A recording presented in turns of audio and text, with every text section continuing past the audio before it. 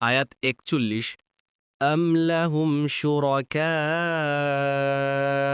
فليأتوا بشركائهم إن كانوا صادقين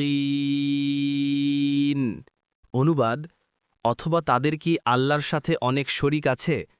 থাকলে তারা তাদের শরিকগুলোকে উপস্থিত করুক যদি তারা সত্যবাদী হয় আয়াত ৪২ يوم يكشف عن ساق ويدعون إلى السجود فلا يستطيعون অনুবাদ স্মরণ করুন সেদিনের কথা যেদিন পায়ের গোছা উন্মোচিত করা হবে সেদিন তাদেরকে ডাকা হবে সিজদা করার জন্য কিন্তু তারা সক্ষম হবে না তাফসির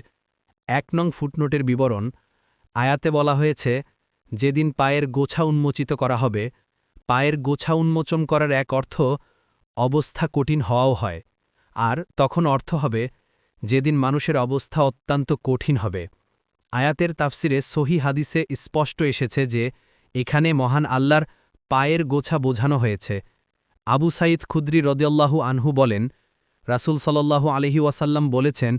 আমাদের রব তার পায়ের গোছা অনাবৃত করবেন ফলে প্রতিটি মমিন নরনারী তার জন্য সিজদা করবেন পক্ষান্তরে যারা দুনিয়াতে প্রদর্শন ইচ্ছা কিংবা শুনানোর উদ্দেশ্যে সিজদা করেছিল তারা সিজদা করতে সক্ষম হবে না তারা সিজদা করতে যাবে কিন্তু তাদের পিঠ বাঁকা হবে না